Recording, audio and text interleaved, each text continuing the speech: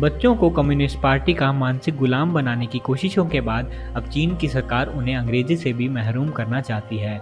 चीन के स्कूलों में अंग्रेजी को एक तरह से बैन करने की तैयारी चल रही है। राष्ट्रीय सलाहकार समिति के एक सदस्य द्वारा प्राथमिक तथा माध्यमिक स्कूलों में अंग्रेजी को मुख्य विषय से हटाने का प्रस्ताव दिया गया है। हालांकि इस प्रस्ताव को लेकर बहस भी शुरू हो गई है। अधिकांश लोगों का कहना है कि अंग्रेजी को पाठ्यक्रम से हटाना नहीं चाहिए, क्योंकि इसे अन्य देशों के साथ प्रतिस्पर्धा करने की क्षमता विकसित नहीं होगी।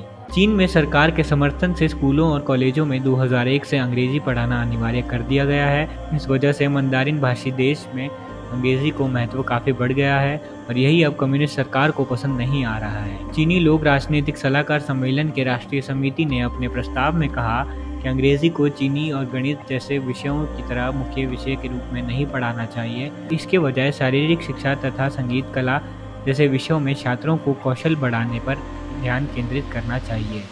उन्होंने सुझाव दिया है कि राष्ट्रीय कॉलेज प्रवेश परीक्षा के लिए अंग्रेजी और अन्य विदेशी भाषाओं को अनिवार्य विषय के रूप में शामिल नहीं किया जाना चाहिए। उन्होंने कहा है कि कक्षा के घंटों का 10% अंग्रेजी की पढ़ाई में खर्च हो जाता है और विश्वविद्यालय के 10% से भी कम ग्रेजुएट इसका इस्तेमाल करते हैं, इसलिए अंग्रेजी पर फोकस कम करना ज़रूरी है। माना जा रहा है कि सरकार इस प्रस्ताव को जल्दी स्वीकार कर सकती है।